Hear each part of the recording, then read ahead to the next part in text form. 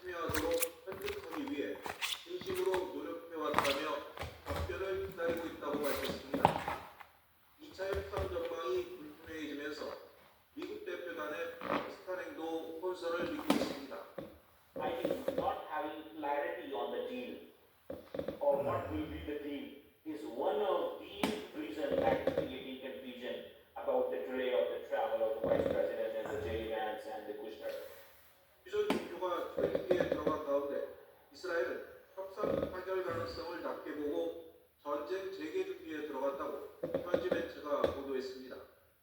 이스라엘 공영방송 칸은 고위 안보 당국자를 인용해 이란이 시간을 끌고 있다며 이스라엘과 미국은 이미 조율을 마쳤으며 즉각적으로 전쟁을 재개할 준비가 되어 있다고 전했습니다.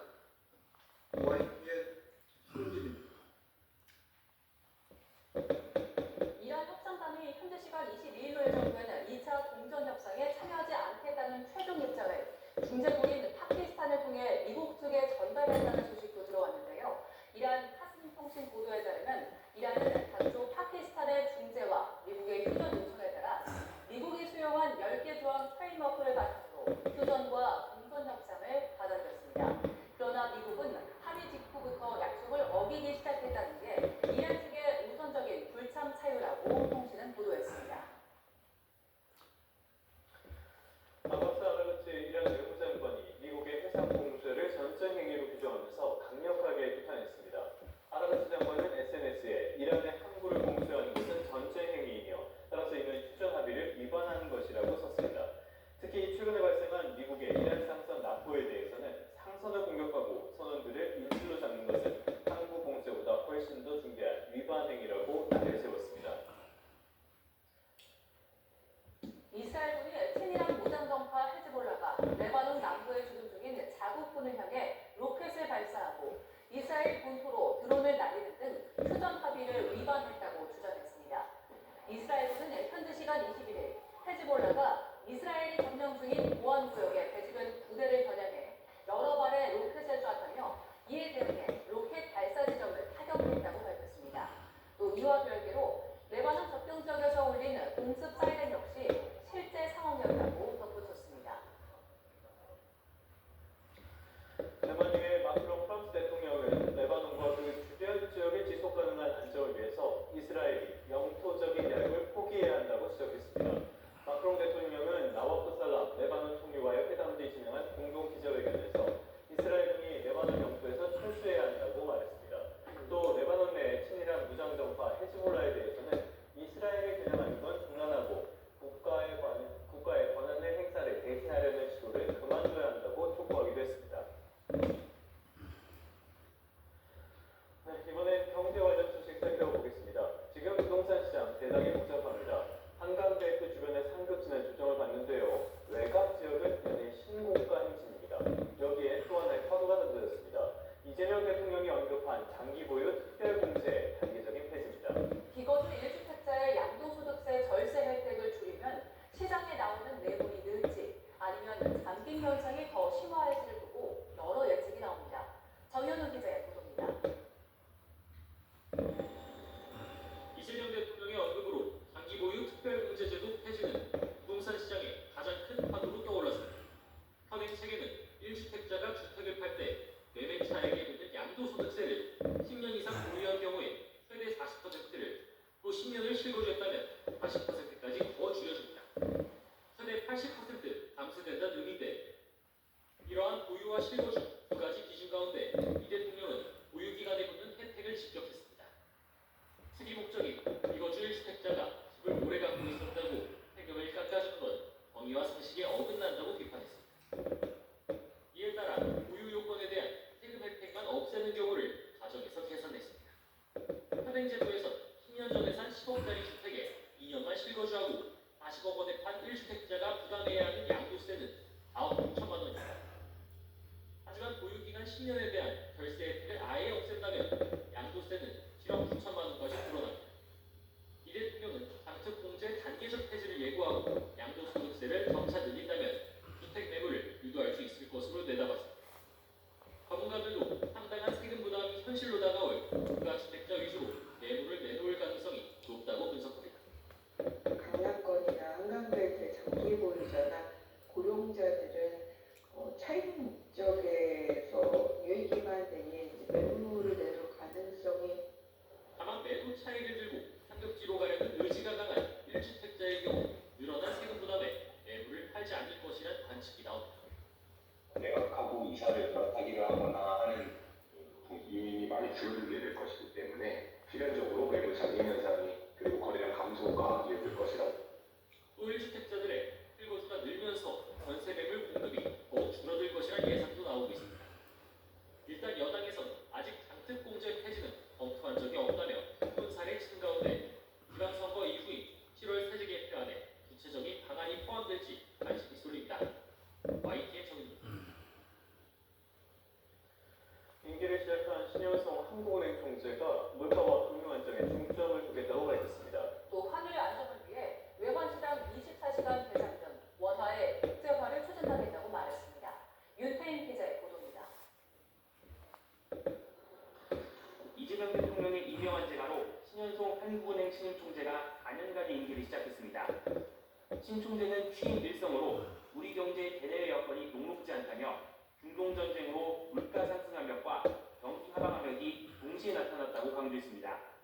이어 물가와 금융 안정, 건전성 지표를 활용한 조기 경보 기능 강화 등 중점 추진 과제들을 설명했습니다.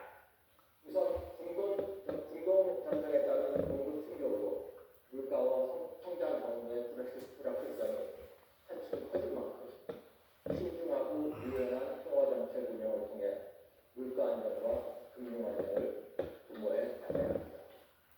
앞서 인사청문회에서 과도한 환율 상승은 바람직하지 않다고 밝힌 신 총재는 외환시장 24시간 개장과 역의 원화결제 시스템 구축 등으로 원화 국제화를 추진하고 중앙은행 디지털 화폐와 예금 토큰 활용도 제고 등 디지털 화폐 생태계를 조성하겠다고 말했습니다.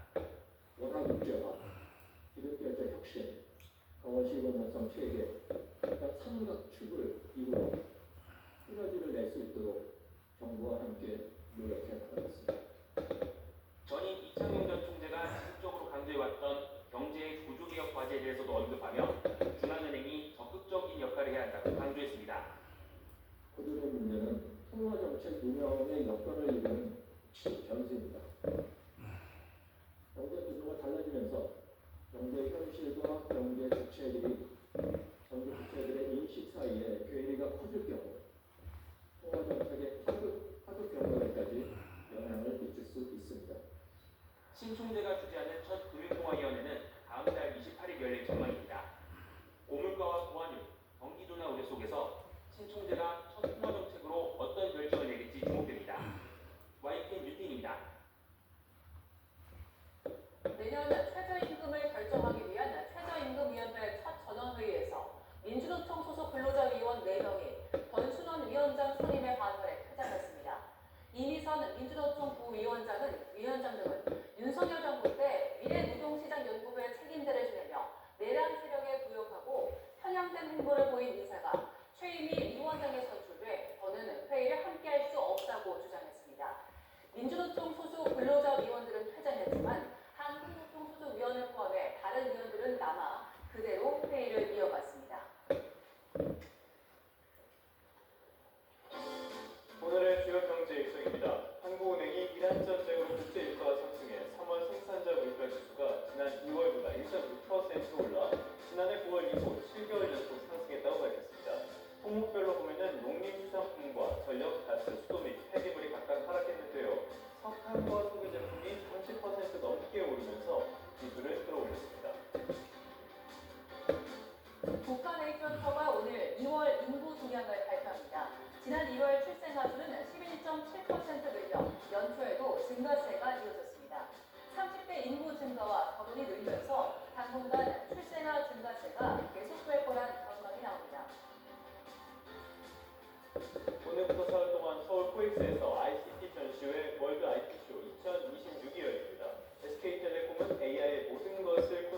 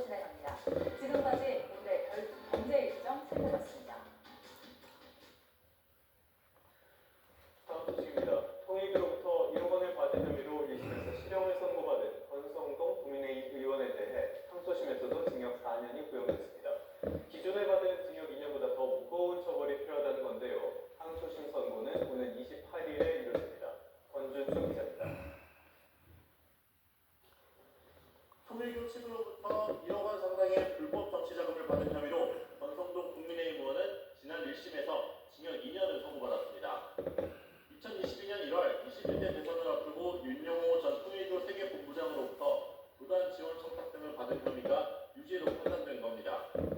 이후 김건희 특검과 권위원 측은 모두 항소했는데 약 석 달 만에 열린 항소심 결심 공판에서 특검은 다시 징역 4년을 구형했습니다. 1심 때와 같은 구형량으로 특검은 종교 자체가 대통령 선거에 개입해 민주주의가 지닌 헌법 가치가 중대하게 침해됐다고 주장했습니다. 이어 오선 국회의원으로서 책임감이 막중한 권 의원이 통일교와 지속적인 유착관계를 형성했을 뿐만 아니라 수사 과정에서 증거인멸을 시도하고 전혀 반성하지 않는 등 원심보다 무거운 처벌이 필요하다고 강조했습니다.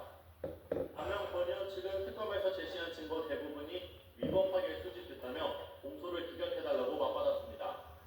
나아가 권 의원이 윤 전 본부장을 만난 시기에 윤 전 대통령은 야당 대선 후보에 불과했다며 정치적 청탁이 있었다 보기 어렵다고 반박했습니다.